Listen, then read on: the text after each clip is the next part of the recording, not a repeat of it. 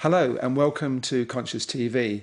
My name is Ian McNay, and today we've got a very special guest. Since we started Conscious TV a few months ago, the number one requested guest in the consciousness section is Tonípa슨즈, and we're very lucky to have Tony here this morning. Good morning, Tony. Hi. And we're just going to talk a little bit about your life and your work and see what happens, see where it goes. We've got an open space for 45 minutes or so. So I'm just going to start, Tony, asking you a little bit about your childhood. I know when I was reading The Open Secret last night, you were saying that when you were very young, I think 3 years old, you did feel a sense of oneness, but then that went at one point. Yes, it's what happens for most people. Initially, as far as this perception is concerned, as a very young child, a tiny child in arms, really, there is just beingness. There is no sense of identity at all. And then what happens with most people is that that beingness, which doesn't identify with anything, suddenly recognises another identity. So suddenly an identity, say the mother, appears. And directly the mother, let's say, appears, there's a sudden sense that there's someone here. So that's when separation emerges in one way. That's the beginning of separation. Yeah. It is not a thought, it's just a sudden sense that there is now someone else in this beingness, in this wholeness. And when there's someone else in this wholeness, suddenly there's someone here. And this is the first identification. And that is the beginning of what I call the dream of individuality, where that identification takes place, and then there's a sudden contraction of energy which makes that child think that they live in a body and everything that's happening outside them is something else. So that from then on there's separation, and directly there is separation, there is seeking for wholeness again. So you're trying to find what you had, and in one way you lost. Yeah. Well, you didn't really have it, really. No one has wholeness. There is just wholeness. No, I understand. And what seems to happen is that in some way or other there's a sense of separation from wholeness, and we grow up in a world full of individuals who actually in the end feel separate from wholeness. And there's, in all of us, even though we're not necessarily aware of it, there's this feeling of this is not quite it. Absolutely. And that's where seeking starts for most of us, yeah. There's a sense of having lost something, and there's a sense that the individual has to find it, and that's the misconception. Yes. But you actually do remember this time when you were 2 or 3 years old to some extent, and that's great because in a way it's a reference point that's maybe helpful. Certainly I can remember actually not as 3 years old, but more 7 years old, when I was then a person. Right. I still felt that everything that was happening was somehow saying something other than me being separate. There was something that was being said in everything that was inviting me to see that there wasn't any separation. It was just a sense. I couldn't, at that time, conceptualize it in that way. I just have. But there certainly was a sense that if there was a God, and of course as a tiny child you think there's a God, if there was a God and he loved me, then he would be talking to me in every way, through my body, through everything that was out there. It was just an idea, it was just a sense of something. Right. And I know also something I read, that when you were in your teens, you investigated Christianity. You were somewhere drawn to that for a time. Yes, I certainly was then a seeker like everyone else. So I looked at Christianity as one possibility, the answer to what I was looking for, and spent quite some time looking at that, a few years, looking quite intently at that possibility, and then I just discarded it. Because somewhere for me, it was still saying that in some way or other, I had to become worthy to be whole. You had a baggage attached to it, didn't there was a whole it? baggage and lessons and teachings about how I should become worthy to become everything or to become whole.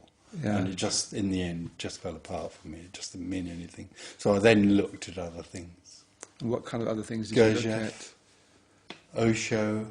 This was still in your teens, or this was later on? Osho was later on. Yes, I looked at Gurdjieff, Uspensky, all of that lot. Yeah. I was looking here and there at various different ideas about this. Yeah.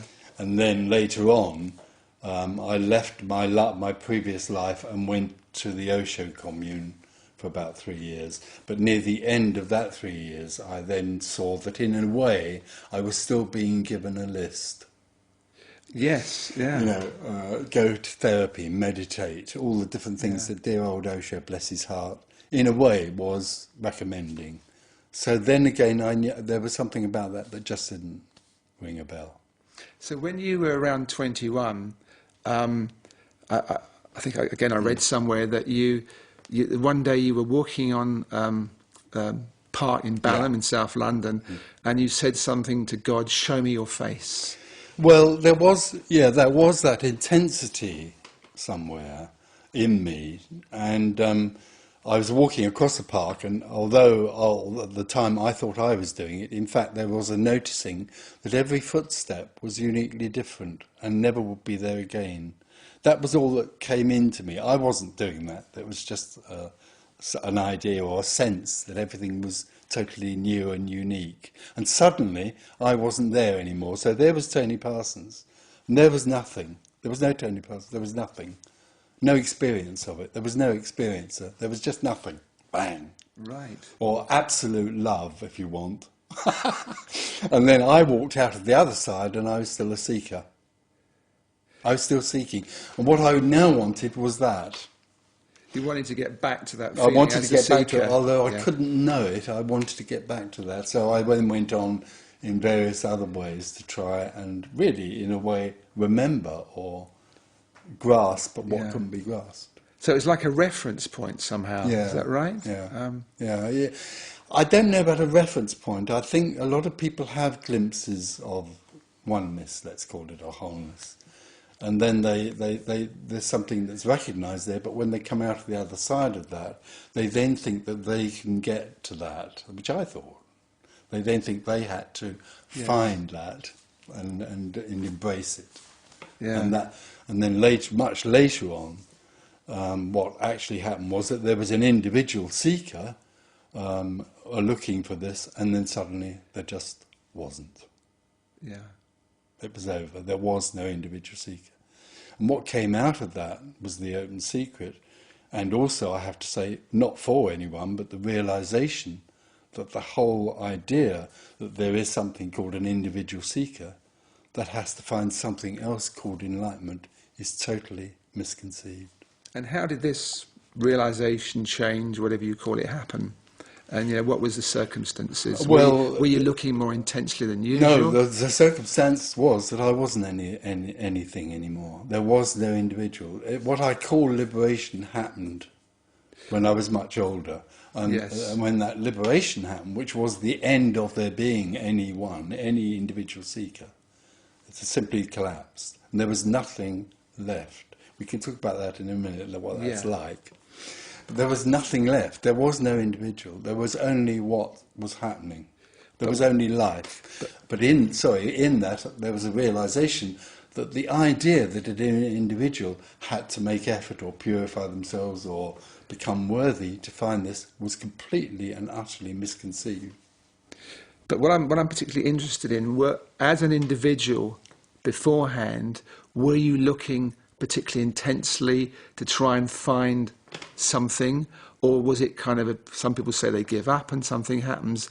What was kind of going on with you as an individual? Okay, so as an individual, about a year before this happened, I wrote a great big thick book, which I never published, which was full of lists. Okay. It was really talking in the same language. I'm an individual, and and maybe I can find this, and maybe you can.